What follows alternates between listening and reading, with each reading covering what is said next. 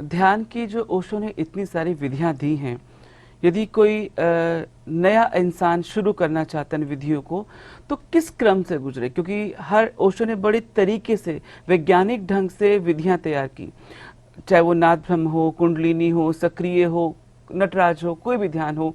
तो अमूमन कई बार क्या होता है, आजकल नेट के ज़माने में लोग कुछ भी शुरू कर देते हैं। इससे वेबसाइट से लोड किया या कहीं से सीडी हमने खरीदी, किसी मित्र ने कुछ बताया, हमने शुरू कर दिया।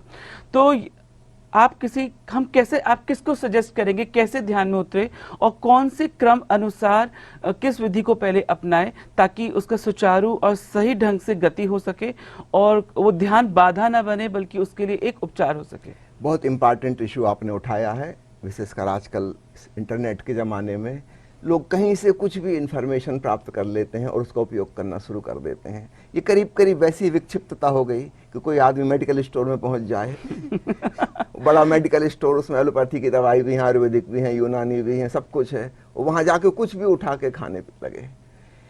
हम भली भांति जानते कि इससे लाभ होने की बजाय कुछ नुकसान ही होगा, लाभ की तो कोई संभावना नहीं। हम एक विशेष प्रिस्क्रिप्शन लेकर ही जाना होगा जो हमारी बीमारी के अनुकूल है, हमें वही औषधि काम करेगी, उसी से हमें लाभ होगा।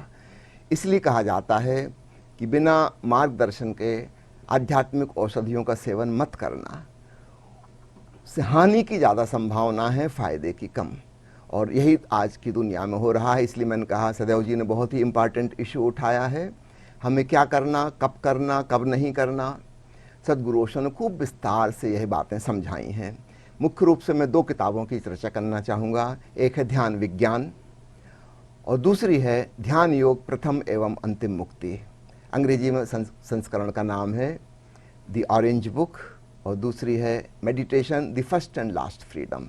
इसमें सद्गुरु ओशो ने छोटी छोटी बातें जो ध्यानी साधक के लिए भूमिका हेतु अनिवार्य हैं वह समझ पहले दी है।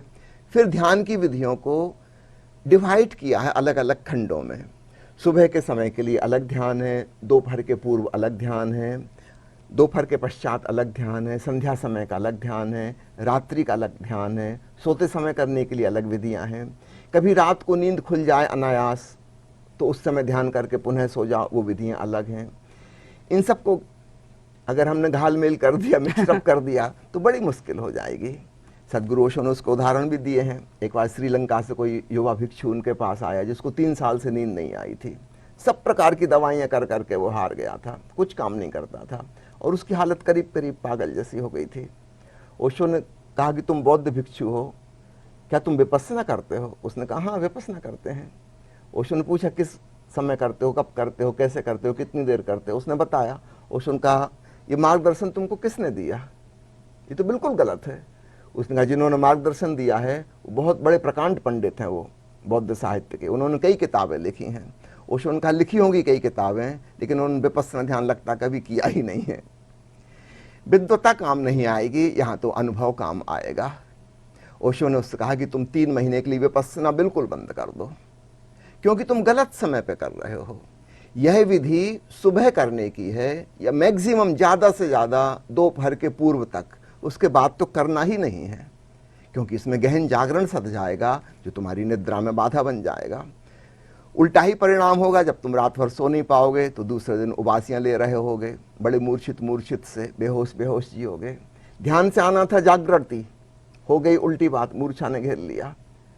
ध्यान से आना था कि इंटेलिजेंस लेवल बढ़ती, ये व्यक्ति करीब करीब विक्षिप्त होने की कगार पे है, उल्टा ही परिणाम होगा। क्यों?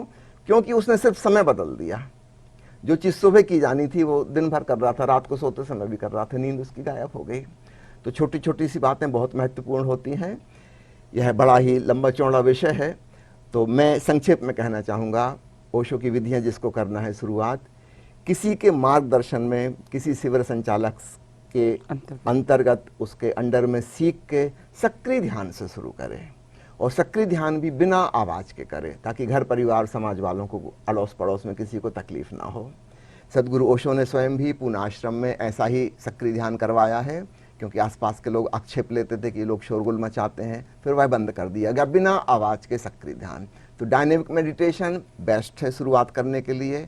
पहले कैथारसिस हो जाए, रेचन हो जाए, सदगुरु ओशो कहते हैं कि अगर पूरी इंटेंसिटी से किया तो 3 दिन पर्याप्त होंगे, अगर धीमे धीमे कुनकुने किया तो 3 महीने लग जाएंगे। अपने भीतर की पहले सफाई हो जाए। एक बार जैसे खेत की सफाई हो जाती है, उसके बाद फिर बीज बुआई। तो किसान जिस विधि से चलता है वैसे ही हमें चलना होगा। अब समय आया बीज बोने का। अब निर्विचार शांति का बीज बोया जा सकता है। अब पानी सींचना होगा, खाद डालना होगा, और तब अंकुर फूटता है। वह अंकुर है ओंकार नाद का श्रवण। फिर नाद ब्रह्म महत्वपूर्ण हो जाएगा। अब ब्रह्मनाद करो, और उसमें ओशो क्या कहते हैं कि तुम अपनी धुन करते ही मत जाना, सुनना, और जिस क्षण तुम्हें सुनाई पड़ना शुरू हो जाए अपनी ध्वनि बंद कर देना। अब ब्रह्म का नाद सुनो, अब उसमें डूबो। तो विधि परिवर्तित हो गई। शुरुआत में हम सफाई करेंगे, फिर हम बीज बोएंगे, फिर हम खाद पानी डालेंगे। ये उपमा स्वरूप में कह रहा हूँ, कभी विस्तार से और चर्चा करें तो फिर हम एक एक विधि की चर्चा करेंगे। इसी प्रकार ऊर्जा जागरण के भी बहुत से प्रयोग हैं, प्रकाश संबंधी प्रयोग हैं, मृत्यु संबंधी प्रयोग हैं, अंधकार संबंधी प्रयोग हैं, लेकिन भिन्न भिन्न स्टेज पर काम ओशो के का हैं। तो योगदान इतना अथाह है कि यदि उस पर हम बिना रुके चर्चा करें तो शायद कभी खत्म नहीं होगी।